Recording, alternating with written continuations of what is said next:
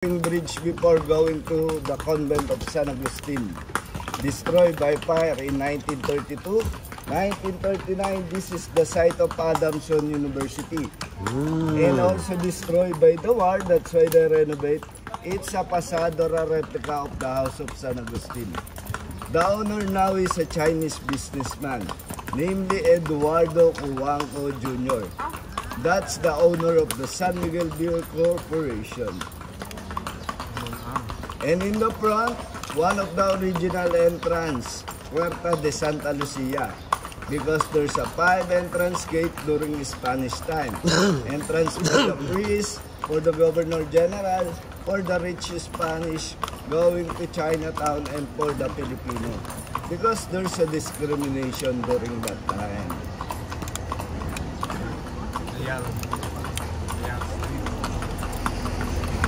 That's the street of the Royal Bloods. And this is the gallery of the past president of the Philippines.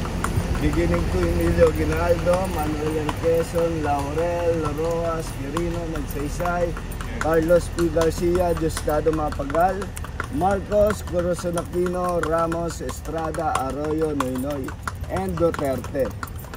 Our current president, no picture. You see the wall, ma'am, sir? The wall was built 1603. That's why they call Intramuros Wall City. It's surrounded by a wall. Wall city within the wall. Within the wall is Intramuros. The meaning of Intramuros, intra, inside. Muros is wall. Means inside the wall or within the wall of Intramuros. Yes. You see these ruins? The name of these ruins before, they call it the Quarter de Santa Lucia. This is the office of the Guardia Civil Veterana and the house of the Artillery de la Montano. That in 1904, the American teach and train the Filipino how to be a soldier. That's why they stood the army training here. The Philippine Military Academy started here in 1904 but moved in Baguio in 1908 because it's very small for the army training, or maybe it's super hot in Manila. That's why they moved to the mountain, to the coldest part of the Philippines. The white building before, they call it the Beateria de la Compañía de Jesus. In 1684, this is the convent of an nuns, convent of a religious woman. And at the left side is a Jesuit compound, the house of the Jesuit priests. That's why during Spanish time, the house of the priests and the nuns apart. When the priests look up the window, the nuns say, "Good morning, Father. See you at the Mass." But there's an underground tunnel. They see each other to the underground. Yes. They pray together and play together. Yes. Where our national hero, Dr. Jose Rizal, so Father Damaso abused the nuns. That's why he wrote, "Noli me tangere." In English, "Touch me not." In Tagalog, "Huwag mo kong salingin." The name of the wall is Muralla. It's a Latin word meaning big wall. That's why some part original and some part they renovate. You will see the original wall, there's a lot of bullet holes. Evidence of the Second World War. Because the general of the Japanese said, "Burn their houses and kill them all, but save the bullet to the American." But the American love war. That's why the Japanese lost to the American. And this is one of the original gates. Puerta Real and Rebellion Real de Bagong Bayan. Only the rich Spanish and the Governor General using that entrance before. Exclusively and occasionally. Going to the village of the Filipino people, they call it Bagong Bayan or Luneta. And why they call Luneta? Because the shape of the park is like a lunet or a lunar like a moon. Where our national hero, Dr. Jose Rizal, executed in Bagong Bayan on December 30, 1896, 7:03 in the morning. And this is our DOLE, the Department of Labor and Employment, government office. If you have a legal demand to your boss, you go at DOLE and protest at the other side. Salary increase. Yes po, ma'am. But during that time, this is a colonial house of Fernanda Balboa, one of the businesswomen.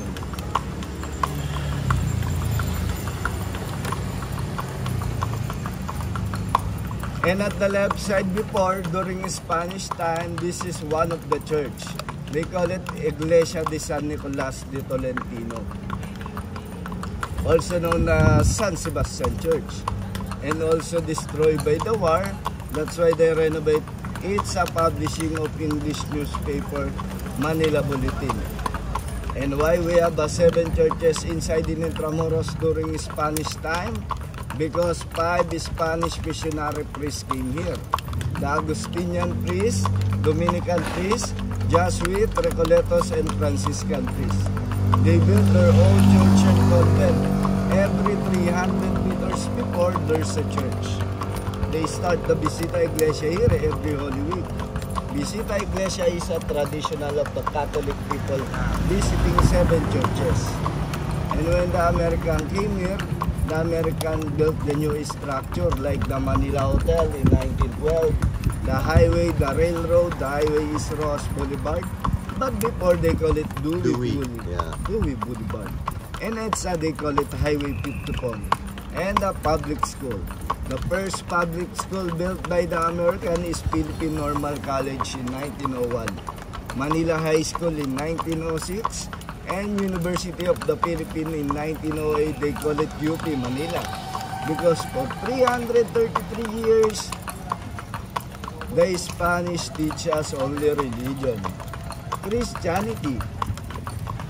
We cannot study because we are only slave. They call it Indio. And when the American came here, they teach us how to read and how to write. Education. They sent 100 Filipino people to the United States of America to be a professional. If they want to be a doctor, nurses, engineer, architect, all the courses they wanted to take. So when they come back here, they spread the education to their Filipino fellow men. That's why the Spanish teach us religion, the American education. The Japanese, they teach us how to eat sashimi, lakimi, and instant noodles. And also traffic because of Toyota, Yamaha, Mitsubishi, Suzuki. Lot of transportation. And when the Korean came here in 2008, they teach us how to dance a Gangnam Style. Yes. And the Chinese, they teach us how to be a business-minded. And also the online gambling, Pogo. No more bet because no more money, no more honey. And this is the Mapua University. During Spanish time, this is one of the church. Nilipat pa po. That's why in 1925,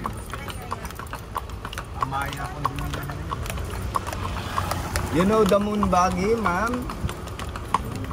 Moon buggy. The Apollo 11. Yan ang gumawa ng Pilipino, gumawa doon. Yes.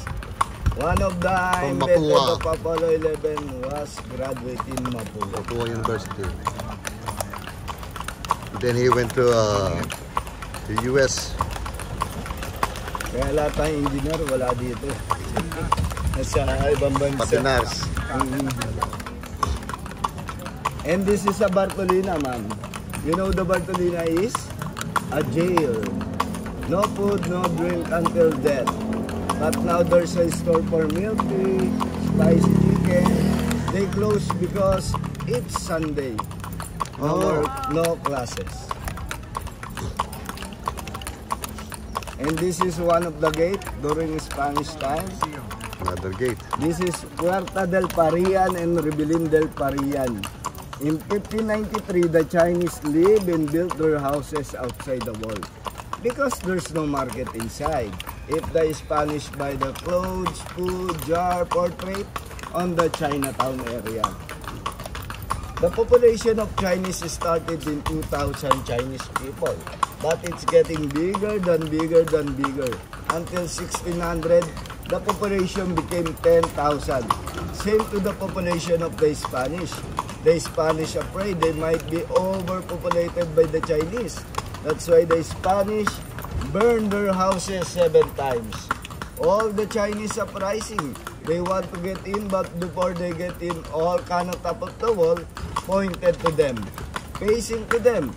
That's why the leader of the Chinese negotiate to the mayor of the Spanish. They asked the mayor where they can build our house and store. The mayor said, across the river. They moved in Binondo in 1650. That's why the earliest Chinatown in the world, here, outside the wall, 1593. Now, the biggest Chinatown in the Book of Record is in Binondo. That's why during Spanish time, the Chinese is the worker, but now the Chinese is the owner. And this is the second oldest university in Asia, Colegio de San Juan de Letran. Oldest than Harvard University, because Harvard University is 1636, Letran is 1620. Yes po, ma'am. But the old university was located inside of Intramuros, University of Santo Tomas in 1611. Also here inside before. But they moved in San Pablo, España in 1927. The third one is Colegio de Santa Isabel in 1632.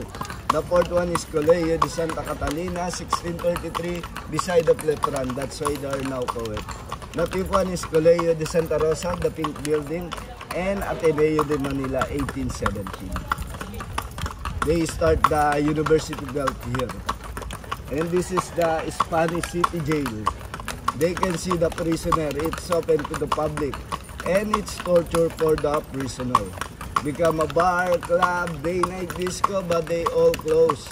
Because the student drink first 1 bottle of beer and then going to school. That's why they close. And the under renovation is the aduana. Aduana means Bureau of Customs. And they used to be for a central bank of the Philippines during American period. Now, they renovate for a National Archive of the Philippines. The white building at the left side, this is the Santo Domingo Church and Convent in 1587. And they used to be for a first bank of the Philippines, the Bank of Philippine Island in 1851. That's why the logo of the BPI is the coat of arms of the Spanish. Don't worry, ma'am, it's metal. I know. That's why the logo of the BPI is the coat of arms of the Spanish. The castle, the lion, and the crown. Yes. And this is King Philip II, King of Spain. Because Ferdinand Magellan discovered this island on March 16, 1521 and named this island to their beloved King Philip II. That's why Philippines. Yes. The oldest university in Asia was located here before, in 1611. The first name of the UST is Colegio Seminario de Santo Tomas de Nuestra Señora del Rosario. That's the name before of UST.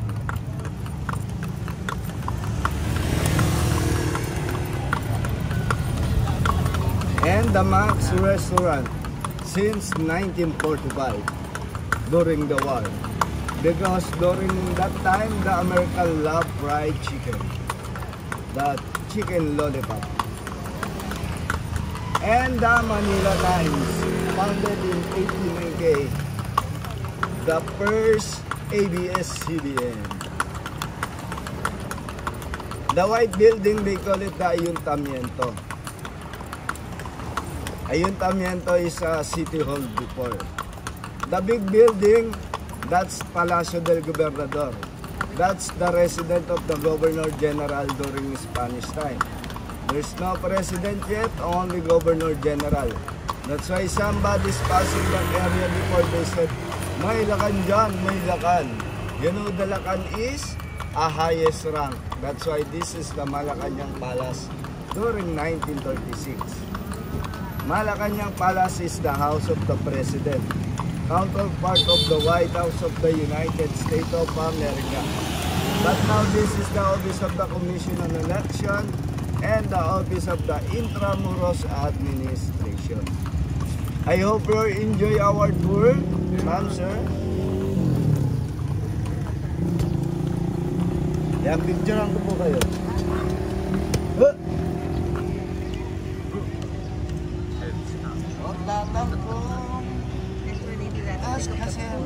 What is that? That is stop. Stop. Yeah. Tukunang ka. That's a command. Tukunang.